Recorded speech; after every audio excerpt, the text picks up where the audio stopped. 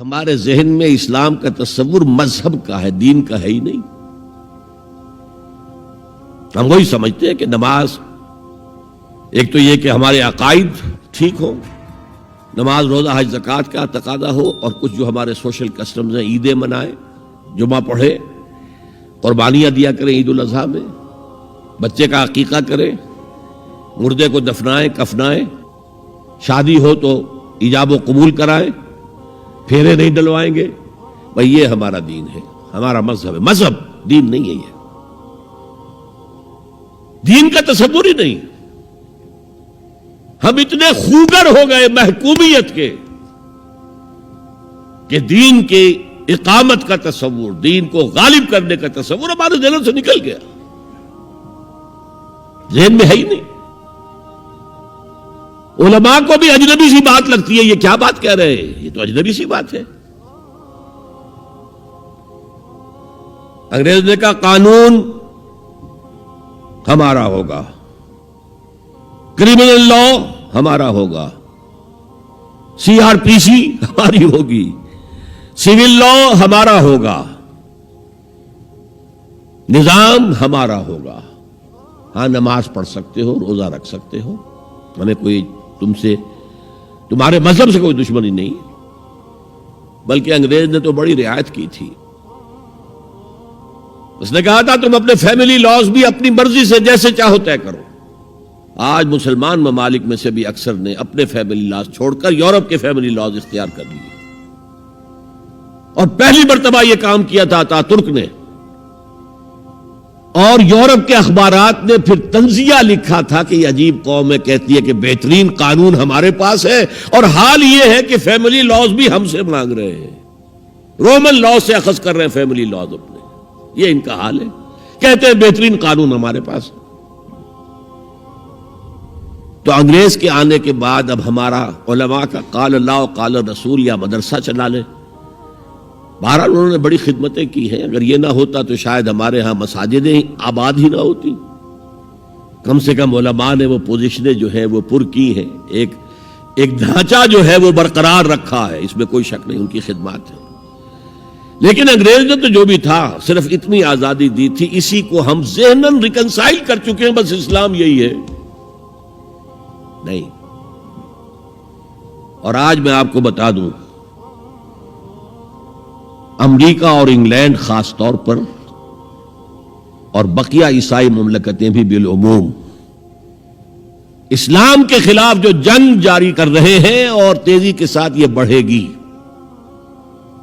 اس کا بھی معاملہ یہ ہے کہ مذہب کی حیثیت سے اسلام کے خلاف ان کی کوئی جنگ نہیں۔ جب بش کہتا ہے کہ ہم تو اسلام کے خلاف نہیں، صحیح کہتا ہے، سچ کہتا ہے۔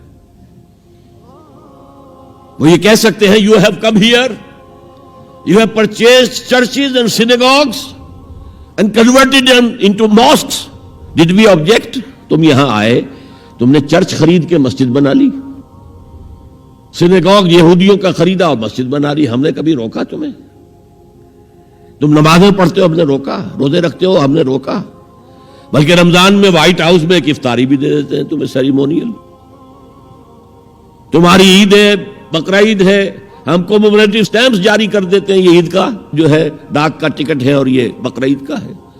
تو مذہب سے تو ہمیں کوئی اعتراض نہیں، لیکن اسلام کا سیاسی، معاشی اور سماجی نظام nothing doing, we will not bear it، نظام ہمارا ہوگا۔ اور سمجھ لیجئے یہ تاریخ نے پورا سرکل، ایک گھیرا پورا کر لیا ہے۔ وہ جو مولانا حالی نے کہا تھا، اے خاصہ خاصان رسول وقت دعا ہے، امت پہ تیری آ کے عجب وقت پڑا ہے، وہ دی جو بڑی شان سے نکلا تھا وطن سے، پردیس میں وہ آج غریب الغرباء ہے۔ کس شان سے نکلا تھا اسلام، اور آج بالکل ریورس ہو گیا معاملہ۔ اسلام نے یہ کہا تھا اسلام لے آؤ، ہمارے برابر کے بھائی ہو جاؤ گے۔ ہم یہ بھی نہیں کہیں گے ہم پرانے مسلمان ہیں، سینئر مسلمان ہیں، ہمارے حقوق زیادہ ہیں، تم نیو کمرز ہو، نو مسلم ہو، تمہارے حقوق نہیں، بالکل برابر۔